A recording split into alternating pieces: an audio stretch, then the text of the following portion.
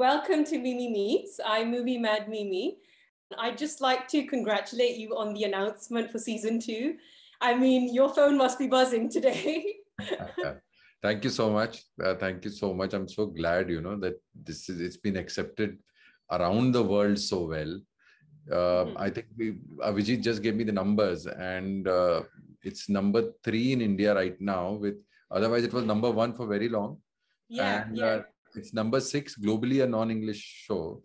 So fingers crossed, and I'm very happy, so thrilled that this is now that it's season 2 announcement is done. I think the nervousness starts because the writing has to match season 1. So that's what's going on. Take me back to the beginning. So how did the journey of Yeh Kaali Kaali Ankhein begin for you? So I tell you, earlier, when around 20 years back, we used to sit, Anna and me used to sit, and we generally thrash story ideas. So one of them was this.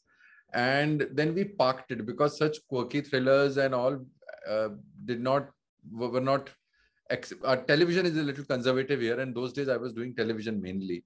So we said, let's park it. If this happens, it will happen. So when OTT platforms came in, and somebody like something like Netflix comes in, and they want a story which they want, and the good part is they push you to explore areas which the other people shy away from. So it so happened that we revived that story. We said, okay, that story has been lying. We've been dying to tell this. So it took around 2-3 years to 2 years to write it, actually, and then get it back. I take a little time in writing because I was not a writer. I'm not trained in writing or anything. It just happened that I started writing and it started working. So that's how. Before this, I saw Andeki, which you created. And so I was actually just intrigued to find out, well, as you said, you weren't naturally a writer before, but now have you kind of developed a certain writing process? So do you kind of visualize a scene or read them aloud, or is there like a certain thing that you do in particular? Yes, actually, I keep telling myself the story. And sometimes I get bored of the story myself. So then I trash it, then I rework on it. So it's like, speaking to yourself. I sometimes record the story, and hear it out again. And while recording, actually, when you're narrating a story to anybody, what are your flaws, where it is getting boring, where are you taking the time to explain, why do you need to digress? So all that, all these things, as you're narrating, you get to know, and where the story is meandering a bit. Because if I keep telling you a story and I say, okay, then this happened, and I can judge myself while telling the story that, okay, I'm going a little off track. I'm losing the attention. Forget the other person's, the listener's attention. I'm losing my attention also. Yeah. So then it comes back, and then also I think storytelling has to be exciting. And when I say storytelling, I mean just telling you a story like this. If it's not exciting enough, then there is a problem, according to me. And if it's taking too much time to explain, there is a problem. So then I trash that, and I go by gut instinct, go very much gut instinct and very heart way. So, and this heart keeps changing, So yeah. That takes a little time. Oh, wow. Well, beautifully said. And as a creator, I wanted to ask you, is there a certain scene of yours that is very close to your heart, like from Yeh Kaali Kaali Ankhein? Oh, there are many. One of them was, one of the scenes was when Shikha is leaving in the bus stop. And she breaks down, and Shweta did a marvelous job. Of course, Tahir also. One was that. The other one was where, because I was thinking a lot in that scene what to do, which is hum pagal nahi hai, possessive hai, because that's like a self-study of Purva. So I thought that was a very interesting moment. You could see this. So all these two scenes mainly. Otherwise, these actors are stalwarts. So all of them are very good, highly devoted. So they made the journey very easy for me, you know. So Mm. otherwise, writing wise, I think uh, lot many scenes, the golden scenes, because Oh, yeah, I love Anand Vijay. Oh my God. no, he's fabulous. Also, so you should not. It's a very thin line, you know, that you lose this seriousness of the situation, even when the father gets shot in his back. Yeah. So you have to get it back to track. You have to get humor, and you have to get it back on track so that you know you've relaxed the storytelling a bit, and then again become tense. So that's the kind of graph which Yeah, is. the flow is so perfect. I had so many favorite scenes, but I won't tell you all of them because I'll be here all day. But I love the lead up to Vikrant and Purva's wedding. I mean, it was so beautiful. Like even before that, like when she's on the dam playing Russian roulette, it's just that madness in her eyes, and I loved that. And the actual wedding scene was just, it truly touched my heart. I mean, what Tahir has done with that scene, like his eyes alone, like such expressive emotions, like he doesn't say anything, but he just bears his soul to us through his eyes alone. Yeah, Tahir is fabulous. I think Tahir worked so hard on this. We had a lot many discussions. Actually, most of the workshops were discussing the character. We never did a reading kind of this thing, you know, okay, let's read and see. Because I believe it has to be spontaneous, and too much of reading might just make it mechanical. So we discussed the character a lot. We discussed the insides of the character, you know, that is most important, the soul of the character, the feelings of that character, the mental state of that character, the emotional state of that character in a journey, because the entire show is from Vikrant's point of view. Yeah. And like I was telling somebody in the other interview that, you know, Purva might seem possessive to you, but Vikrant is as possessive for Shikha as Purva is for Vikrant. I You was know? going to say, yeah, exactly. Yeah. So it's because of it's his point of view. You see Purva in bad light. Yeah. You know, From his nazariya. Yeah, from his nazariya. So the whole thing is that, and to achieve that, you need to write down and the emotional state in a way that the flow is gradual, and you take the viewer along with that. Also to have empathy towards him constantly. Yeah. You know, and then that the actor has to put in that much. He has to feel it. He cannot use his mind. No. If he does not feel it, you'll get caught, because there are no lines supporting you. Exactly. You know, he's not saying ki mera band baj raha hai and all that. So he is doing what he's doing. So for that, you need a brilliant actor like Tahir who can internalize things and project them there. He did it beautifully because I mean, I was just thinking it's the best day of Purva's life and the worst day in Vikrant's life, and even like to the point when he comes to the hotel room and he's trying to find a sharp butter knife. Yeah. And he's trying to say, is there something I could use? Yeah. And it's just that you just feel for him during that scene. And like, I think what I loved was also like the Ladakh scenes. I mean, it's just like a whole different world with the monastery, and it's just I was absolutely in awe of like those Ladakh scenes. They were beautifully shot, absolutely stunning. So I consider myself a non-resident Ladakhi. I keep going there every 4 months. It's like my go-to place where I go, and I've been doing this since years. So Ladakh is home for me, you know, and that monastery, I go and stay there sometimes. So yeah, there is a hotel downstairs. There's another monastery which I go and stay. It's a very peaceful. I think one of the most peaceful places in the world is Ladakh, which is I believe in that. So, and it's very beautiful. And I'm telling you, the camera does not do justice to Ladakh. You cannot do justice to Ladakh. So it is so beautiful. I wonder if you've ever been there. I've never been, and I'd love to go. And it's just, you must go to Ladakh. Is divine, because earlier I had shot in New Zealand once, and I thought New Zealand was beautiful. I've shot in London also a lot. So I thought New Zealand was beautiful, but when you go to Ladakh, there is something mystical about Ladakh and very spiritual about Ladakh. Yeah, and you've captured like a moment of peace amongst all the violence that's been going on in the season.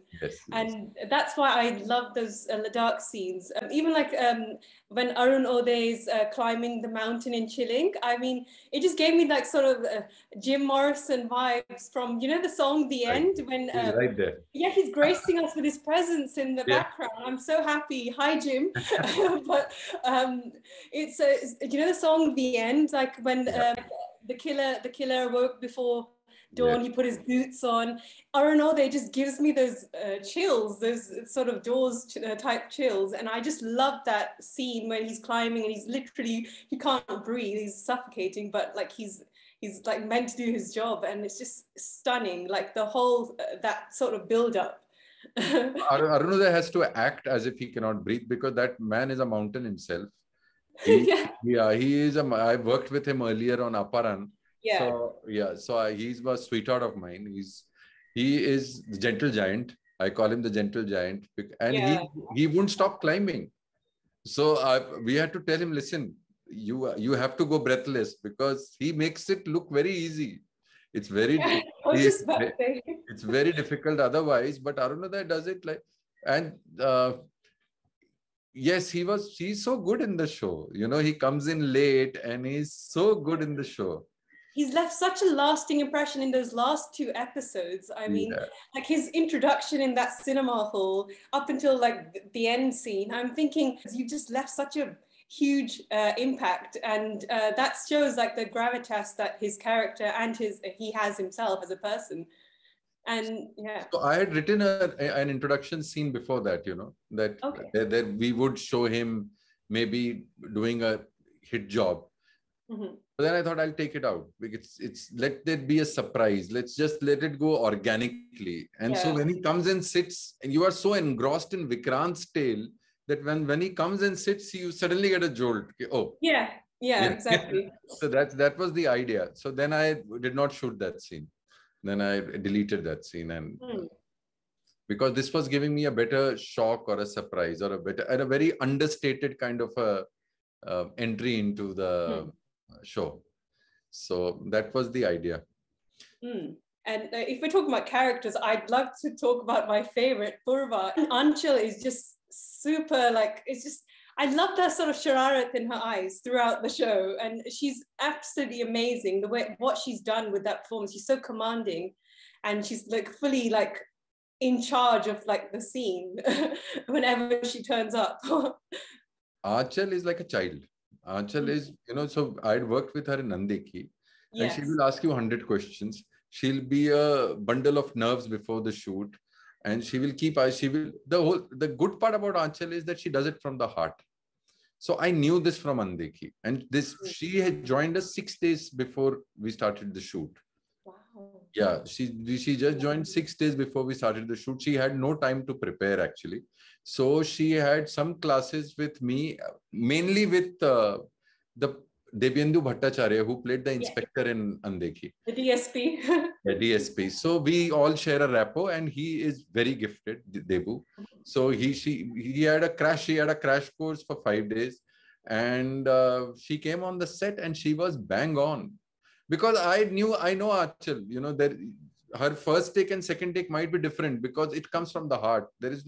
She does not rely on craft. She feels the scene, and once feels the character, understands the character, feels, you know, and feels the scene and performs. So she was surprising. She was surprising all the time. Lots of people have said like they wouldn't want to like meet Purva, but I would love to meet Purva as a character, because I mean, it's not that she's not a bad person. It's just that she's never been denied anything in life, and that's all she knows, really. I think. I did not want the stereotype character. I just wanted somebody who's very normal, who has grown up in power. She does not need to exude power. You know, she does not need to show off power. She does not. It's just that you don't mess around with her, you know, and she never shouts at him. She's so calm throughout the scene. She's not she's not new to power. She's been born in power, you know. Yeah. She's had that overindulgent lifestyle of power. Yeah, power. And she knows what her father does. It's not as if she's oblivion to what goes around everywhere. She's accepted that. This is the way of the world. And that does not make her a bad girl. She has got nothing to do with anybody else. She just loves this guy, and it's not something. And see, if it was just lust or it was a power game, she would have sent 5 guys. They would have wrapped him up and tied him to the bed, and she would have done whatever she He wants. actually asked him before Yeah. getting married. She asked, "Do you want to get married?" Yeah. And that shows exactly the type of person she is. So the fun is that what happens when there is a pure villain, a pure antagonist in front of you, who actually is from the heart. There is no impurity in Purva. She's great. She's this thing. She knows her mind. She knows her heart. And she's very clear. So that's why it makes it very interesting, this kind of a antagonist who is supremely pure. That's the beauty about her. So how do you get off her? But that's what I loved that about her, because usually, I think Tahir also said once, it's like she's stifling Vikrant with love. Like, how do you react to that? and that's what I believe the biggest weapon a person has is goodness. You cannot do anything against goodness. You can keep denying it, you can keep pushing it away, but goodness will ultimately win. This is my belief. And I thought Purva is good to him in her own way, in a very modern, in a very contemporary way. She is good to him. There's nothing. She has asked him twice. Like, she doesn't read between the lines. Does not want to read between. She chooses not to read between the lines. That's exactly. So she's very sharp. She's extremely intelligent. She knows exactly what this thing. She gives him a chance. So when he comes back after the whole fight sequence, Siddheshwar wala, and he comes back, and she sits. She gives him a chance to ask, speak up. Where were you? What happened? He does not speak up. So she's a supremely intelligent and emotional girl. So and she's very normal. It's just that she's backed with a lot of power. Now, what do you do? Yeah. Maybe that's the thing that's wrong. Like, she's not a bad person. She's just had this lifestyle of power, and she doesn't know anything else. And what she does with with Shikha and everything, it's kind of like that's all she knows. And maybe it could be because there's no motherly figure in her life, maybe her dad has kind of given her an overindulgent lifestyle. Also, what you've seen is that she says in the scene that, I want that girl to come here. She needs validation. She says, I want that girl to come here and say it, that what you are saying is the truth. And she's golden as well. Yeah, it's your night after a honeymoon. You've seen your husband with somebody else. Exactly. Seen a photograph. I think anybody would react that way. Yeah. And she sends 2 guys. You do not know whether the guys were ordered to kill or not. You do not know that. Yeah, they don't. What she says is that I have sent them so that they can get her here. अब वो लड़की यहाँ आएगी और हमारे सामने बताएगी कि सच क्या है. Because I don't believe you. I don't believe you. Since I gave you a chance when you came back and I asked you, where were you? You gave me a cock and bull story. And now you were seen kissing with somebody else. I'd rather ask her what's the truth. That authority she has. And I think we all would want to do that. It's just that she can do that. That's the whole. She has the ability, yes. She has the ability to do that. So that's how interesting it is. In the first half, it's very much Purva always looking at Vikrant. But then actually the second half is more Vikrant looking at Purva, trying to see what she's up to, because it kind of switches. I wanted to just briefly mention Surya Sharma and Saurabh Shukla together, the sheer menace they bring to the screen. I just love, because I loved watching Andeki. Surya Sharma's Rinku Paji was brilliant. He's too good, too good. Surya is going to Andeki. I remember when you see him for the first time, I have not given him any kind of a cushion to, or a padding so that you know what a character he was. So I told him, you have to be intimidating. You have to be intimidating. We did a few workshops also. And it was not coming. And he said, don't worry, I'll perform there. The day he started, I was so relieved because he's transformed. That boy is magic. In Kaali Kaali Ankhein, right now his track hasn't started. He's not been. He's just there because the whole show is right now from Vikrant's point of view. Kaali Kaali Ankhein, even if he's sitting behind in a chair, you can feel the intimidation. You know, that's the quality of that boy. He can commanding gravitas. That's the kind of gravitas, that's the kind of intimidation he has when he wants to show. Both Aanchal and Surya are opposite in real life.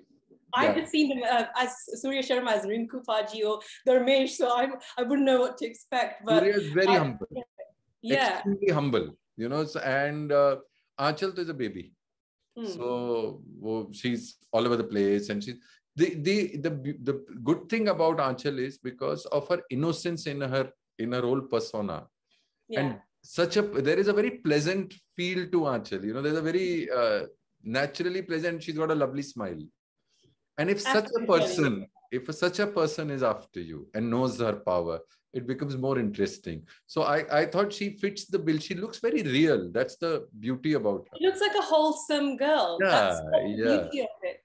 Yeah. And that's what I think that's what captured it perfectly. Yeah.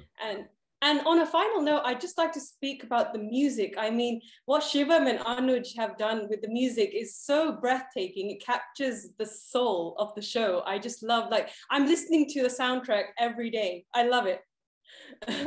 So you must speak to them actually. So I would love to, yes. Shivam and Anuj, both of them, see, I know Shivam from his birth because he's my son. And, yes. And Anuj I know since he was in the 10th class. So both of them used to compose music here. They had a band. They have a new take to the whole thing. They have a new process. And if you like, I remember during in this one only, I said, like, I got stuck with the wedding song, Sakhire. My favorite. I had recorded something else earlier with someone else, and I was not happy with it. I had shot also, you know, an engagement scenario also, but I was not happy. It was not working. So I told them, and they are not from this industry. He's still in New York. He's in Berkeley, Shivam. Oh, wow. Yeah. Yeah. Now he's shifted to New York. He was in Boston. Now he's in New York. So he's been away. He is mostly into English music. Anuj is into classical. So both of them are a perfect blend. Yeah. So when I spoke to them and when they sent that song, the rough cut of that one, I was floored. Even all the songs. So I give them the situation. Then it's their mind. You know, because they are again very true to their profession. They are not colored or anything. You know, so they're very true, honest, and it comes from the soul. Very authentic. Yeah. If they don't feel it, they'll tell me, you know, this is something which we don't like. So then I have to rethink, and then I say, okay. I love that. Actually, if I could say, like, I love the Pyasa Pyasa song when like the sort of the tambourine and the rattling sounds, it actually gave me the Doors type vibes again. Yes. Sorry, as you can see, I love Jim Morrison as you do. So this is his room. So that's Dylan. That's Dylan. That's Morrison. This is how he's heard music. I listen to a lot of Floyd till now. I listen to a lot of Roger Waters, Pink Floyd, Doors, Dire Straits. This is my growing years. These guys were the Police, Sting. So he's grown up. I remember listening to this. I remember he was 1 year old and he had a lot of pain in his ear or something, or his tooth was coming out. So Hell's Freeze Over had come out, you know, and that Hotel California, the acoustic version, I used to take him near the speaker on my arm, and he used to keep listening to the beats, and he used to be silent then he used to enjoy himself. So that's how it's, yeah. So that's how and then he learned the guitar on his own. He's not had any, he made it to Berkeley on his own. So that's beauty. That's beautiful for, and his songs and him and Anuj working together, and even Andeki, like the soundtrack to Andeki and Yeh Kaali Kaali Ankhein, just I love that. I'm constantly, every day I'm listening to Sakhire Pyasa Pyasa, all these songs I'm just like absolutely mad about. I think there's a finesse to there. There is a very soulful finesse to their music. Even in Andekhi, the background, I can listen to it like a music piece. You know, it's so beautifully done. Anuj also is pure soul. You know, you should hear, like in Sakire, he plays the flute. Oh, that was him at the beginning. Yeah, Oh, wow. yeah. He plays the flute very well. He's done it earlier also. But he's so, and I told him you should use the flute because he's divine with the flute. And and what a voice. Both the boys, what a voice. And I love Anuj's voice. And Anuj was a little apprehensive. I won't use my voice. So I said, no, you will use your voice. And your voice there is a rawness. There is a, see, it's again that rawness. Yeah. That's what I was about to say. It's like new, it's fresh. Yeah, I mean, that's what I loved. It's fresh. And it from the heart. You can feel it, you know. So that's very important. And the monk theme, it just tells a whole different story. I mean, I'm actually in awe of that soundtrack, and at such a young age to be doing that. This has been so great. To like kind of talk to you about, kind of like talk about the vision of Yeh Kaali Kaali Ankhein, because I've just been, as you can see, I'm a huge fan of the show, and Andekhi also. And you've introduced us to such a intoxicating world of madness, and I just can't wait for more. Oh yes, Netflix just announced it today, and we are also excited back to the board, you know, and preparing for the shoot. So let's just hope it all works out as well. So I think it would be great. I just cannot wait, but I know it's going to take time because all these things, great things take time. So I'm just going to be very patient. Truly, I wish you all the best for Yeh Kaali Kaali Ankhein. It's truly been the highlight of 2022 for me. Thank you so much. Thank you so much, Mimi.